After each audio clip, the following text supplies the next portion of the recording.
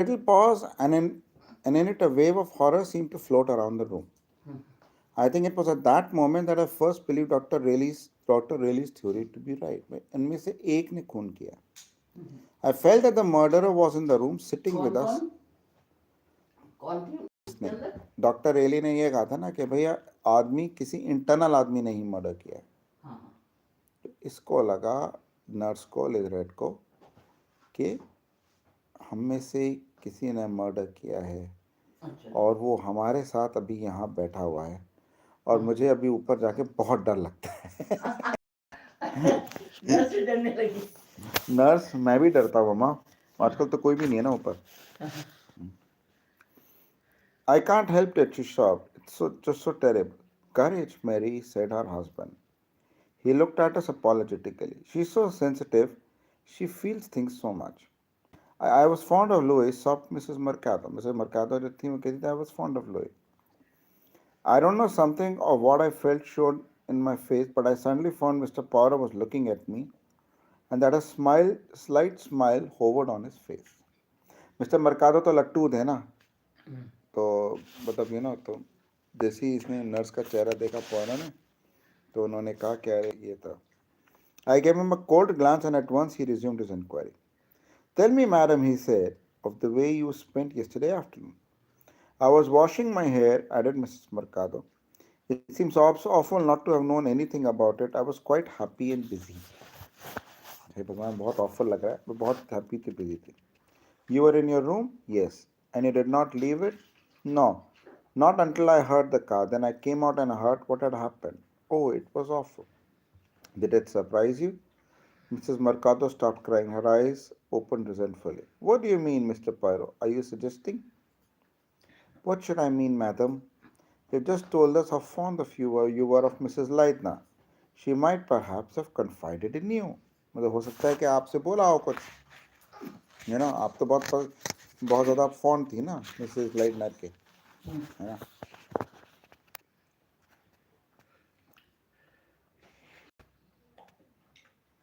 Oh, I see. No. Dear Louis never told me anything definite, that is, of course. I could see she was terribly worried and nervous, and there were those strange occurrences, hands tapping on the window and all that. Fancies, I remember you said. I put in, unable to keep silent. I was glad to see that she looked momentarily discontented. Once again, I was conscious of Mr. Poirot's amused eye glancing in my direction. He summed up in a business-like way. It comes to this, madam, you were washing your hair, you heard nothing, you saw nothing. Is there anything at all you could think of that could be of help to us in any way? Mrs. Mercado took no time to think. No, indeed, there isn't. It's the deepest mystery. But I should say there is no doubt at all that the murderer came from outside. Why, it stands to reason. Pyro turned to her husband. And you, monsieur, what have you to say? Mr. Mercado stared nervously. He pulled at his beard and in an aimless fashion. Must have been, he said, yet how could anyone wish to harm her? She was so gentle, so kind. He shook his head. Whoever killed her must have been a fiend. Yes, a fiend. And you also, monsieur, how did you pass yesterday afternoon? He stared vaguely. You were in the laboratory, Joseph. His wife prompted him. Yes, so I was, my usual tasks. And at what time did you go there? Again he looked helplessly and inquiringly at Mrs. Mercado. At 10 minutes to 1, Joseph. Yes, at 10 minutes to 1. Did you come out in the courtyard at all? No, I don't think so, he considered. No, I'm sure I didn't.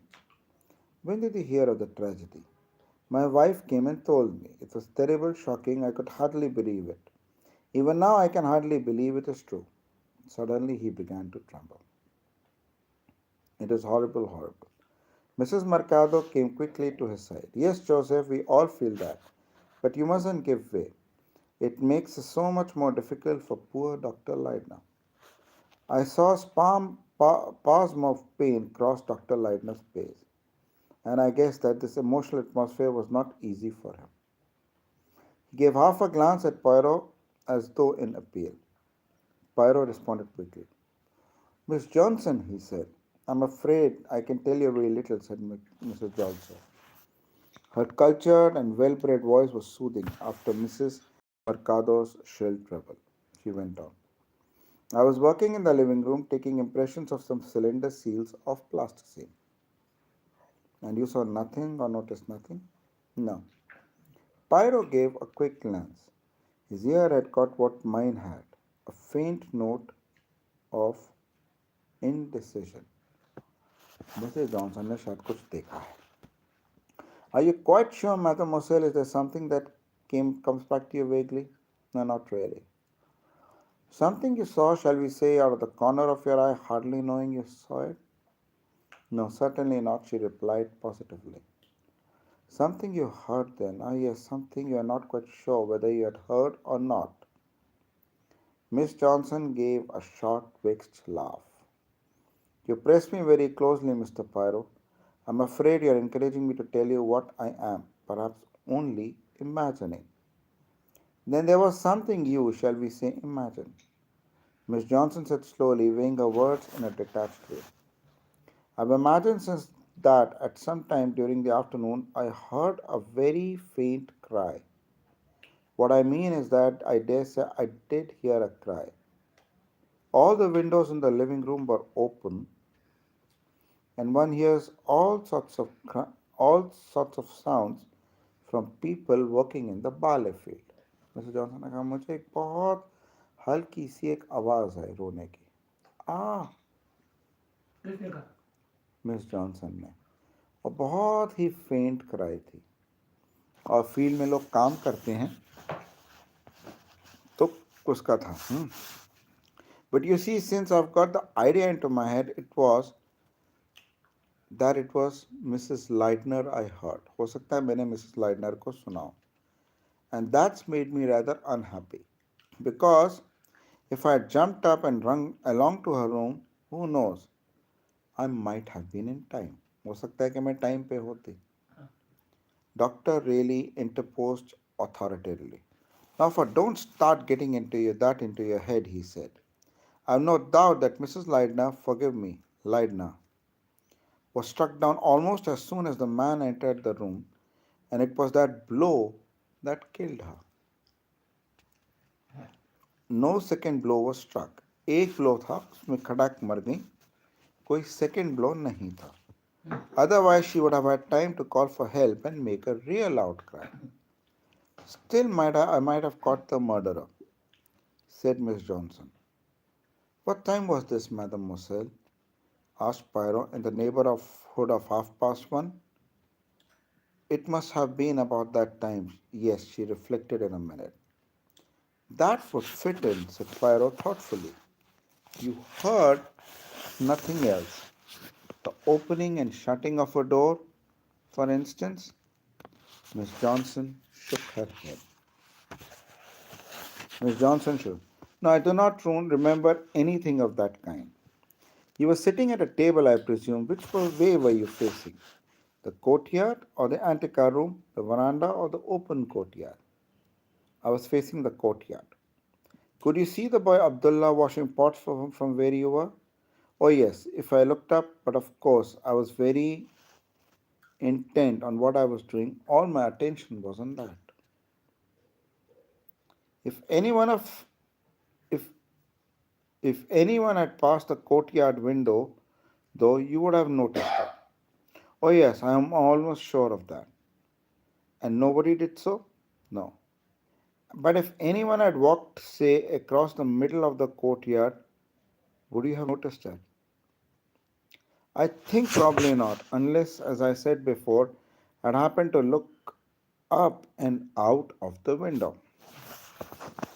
You did not notice the boy Abdullah leave his work and go out to join the other servants? No. 10 minutes, mused Pyro, that fatal 10 minutes. There was a momentary silence. Miss Johnson lifted her head suddenly and said, You know, Mr. Pyro, I think I've unintentionally misled you. On thinking it over, I do not believe that I could have possibly heard any cry from Mrs. Leitner's room, from where I was. The Attica room lay between me and her, and I understand her windows were found closed. In any case, do not distress yourself, mademoiselle, said Poirot kindly. It is not really of much importance. No, of course not. I understand that, but you see, it is of importance to me because I feel I might have done something. Don't distress yourself, dear aunt, said Dr. Lina with affection. You must be sensible. What you heard was probably one Arab bawling to another some distance away in the field. एक अरब दूसरे अरब से बात कर रहा था तुमने सुन लिया. Miss Johnson flushed a little with the kindliness of his tone. I even saw tears spring into her eyes. She turned her head away and spoke even more gruffly than usual. Probably was. Usual thing after a tragedy, start imagining things that aren't so at all. Poirot was once again consulting his notebook. I do not suppose there is much more to be said, Mr. Carey. Richard Carey spoke softly in a wooden mechanical manner. I'm afraid I can add nothing helpful. I was on duty at the dick. The news was brought to me there. And you know, or or can think of nothing helpful that occurred in the days immediately preceding the murder? Nothing at all. Mr. Coleman, I was right out of the whole thing, said Mr. Coleman. With, was it just a shade of regret in his tone? I went into Hassana yesterday morning to get the money for the men's wages. When I came back, Emmett told me what had happened, and I went back in the bus to get the police and Dr. Rayleigh. And beforehand, well, things were a bit jumpy, but you know that already. There was an Attica room scare, and one or two before that, Hansen faces the window. You remember, sir, he appealed to Dr. Leidner, who bent his head in accent. I think you know that you'll find some Johnny did get in from outside. Must have been an artful sort of a beggar. Poirot considered him for a minute or two in silence. You're an Englishman, Mr. Coleman, he asked at last. That's right, sir. All British. See the trademark? Guaranteed genuine. This is your first season? Quite right. And you're passionately keen on archaeology? This description of himself seemed to cause Mr. Coleman some embarrassment. He got rather pink and shot side look of a guilty schoolboy at Dr. Ledna. Of course, it's all very interesting, he stammered. I mean, I'm not exactly a brainy chap. He broke off rather lamely. Poirot did not insist. He thought thoughtfully. He tapped thoughtfully on the table to the end of the pencil and carefully straightened an ink pot that stood in front of him. It seems then, he said, that that is as near as we can get at the moment.